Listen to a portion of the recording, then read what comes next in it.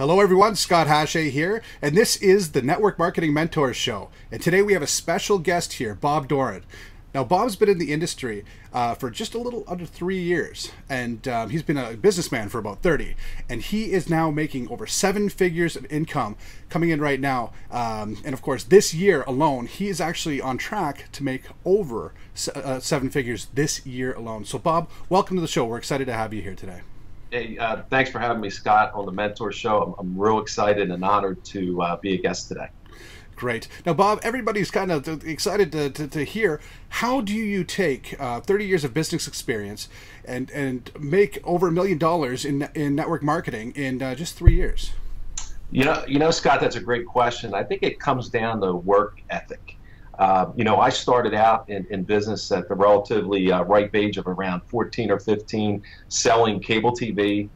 Progressed after high school. My father passed away when I was a year old, so being the oldest son in an Italian household, I got my tail right out there and started work, and I got into the real estate business right after high school, and started buying and selling real estate, helping people buy homes. But I really dug into buying properties, fixing them up, renting them out, flipping them. And then that market in '89, when the rates went up to 18 or 20%, kind of chopped me up and spit me out, right? You couldn't move when the rates were like that. So I got thrown into the advertising marketing world. And after a few years being in that, kind of identified a niche. And my wife and I in '99 started a publication called House and Home Magazine, which we built up to about 500,000 readerships in about 3 states. But again, things out of our control. The 2008 Great Recession came along, and we got to the point where we were actually a couple months away from running out of cash flow. The cash flow just wasn't there to sustain the business. And if it wasn't for 2 of my major competitors going out of business, that's where we would have been. So I knew at that point, Scott, that I needed a safety net. And that's when I started looking. I started looking at business opportunities, franchises, and wondering, where am I going to find the time? I'm still running the magazine. Things bounce back because of them competitors going out of business. But, I still had a full-time, ate to faint situation. And where am I going to fit in another business? But what happened was when this opportunity came up that I'm currently involved with, I was able to do it part-time, spare time. But to answer your question in a nutshell, I think it comes down to work ethic. I'm basically the laziest guy you ever want to meet. I want to get the work out of the way so I can enjoy what I call the QTL, the quality time left. Excellent, excellent. So, as far as work ethic is concerned, what are some suggestions that you may have to other people that are maybe watching this on how to actually set your work ethic in the right path? Yeah, that's a great point. And the first thing I would recommend for anybody is, let me grab mine right here, is a calendar. So I don't know if you can see this, but this is kind of dating myself. This is the old time daytimer calendar. A lot of people now use this thing right here, right, the smartphone for that. But I still recommend for everybody to get a paper calendar. There's nothing like touching the pen, the paper. It just kind of does something. And you want to make sure it's filled up. If your calendar, I could tell if someone's working, Scott. I just simply say, let me see your calendar. And if that bad boy isn't filled out for, the next week or 2 solid, you're not working. So you're only fooling yourself that you're working. So it's always a good idea to obviously keep yourself motivated, and obviously keeping pen to paper and making sure that you're keeping yourself on task is really a good idea to keep going. And also to add to that, accountability, find an accountability partner, right? Because when I was running my magazine and starting this business at the same time, it was tough. I had to carve out. What I did is the night before, I would go into my day planner and I would actually write in the times that I was going to work, the business, the side business that I was starting, and I would pencil in the times and I would stick to it. So I would carve out 15-minute chunks of time, half an hour, 45-minute chunks of time where I was able to put it in there. And if I had to move it, if a fire came up in the magazine career that I was in, I would make sure that I either did it later that day or added it to the following day. So I didn't, I held myself accountable, and I had an accountability partner that would make sure I stayed in there and did the work. Because if you do the work, it'll happen. Most people, they get involved in a home-based business, a side business, and a couple weeks in, they push it off. Oh, I'll get to it Friday. Well, Friday comes, the dog has to go to the vet, right? The kid has to go to the doctors, the soccer game, the recital practice comes up. Life gets in the way. So, you got to work this business every single day.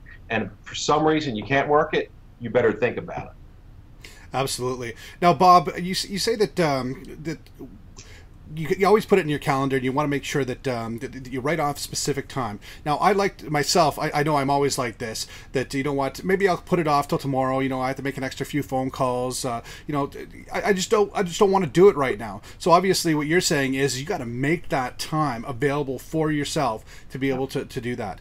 Now, just out of curiosity, how long did you work your business part time before you actually considered yourself full time in your business? Yeah, well, like I said, I was running the magazine business, and we were managing about 28 people in that business. So, listen, I know everybody out there watching this too is busy with their lives. We all have busy. I have a gal right across the street that's in our business now, and she's the mother of 4. I think she was way busier than I was running a magazine, and then helping her husband run his chiropractic center. Big chiropractic center and handling. So she's got a lot on her plate. Everybody's got a lot on her plate, and you gotta carve out that time. You gotta hold yourself accountable to get things done. And like I said, I would actually add it to the next day if for some reason I couldn't get to it, that day, or I wouldn't go to sleep until I got it done. Absolutely. It's all about the mindset, right? If you have a business builder's mindset, you're going to make it happen. No doubt. And the pain's got to be bad enough, right?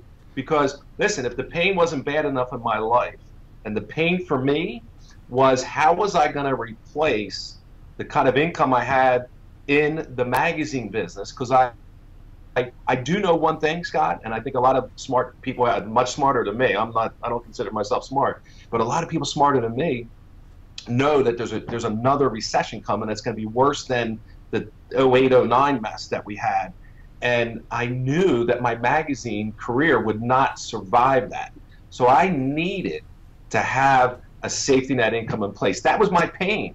Because, listen, while I realized that I would be okay living in a tent, the TV, and maybe a six-pack of beer, my family wouldn't follow me there.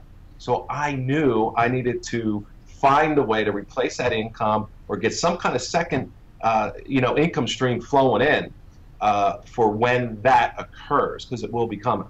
Yeah, absolutely. It's just down the pipe right now. That's excellent advice. Now, would there be any last words to say to somebody that is looking to take their business to the next level? They want to be $1 million earner within the next couple of years. What is that little bit of advice that you have for them right now that would actually push them in that right direction?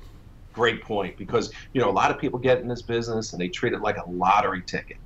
You got to treat this business like you just paid $1.6 million for a McDonald's franchise. If you treat it that way, it'll treat you with income that way. If you treat it like a hobby, it's going to pay you like a hobby, and most hobbies cost us money.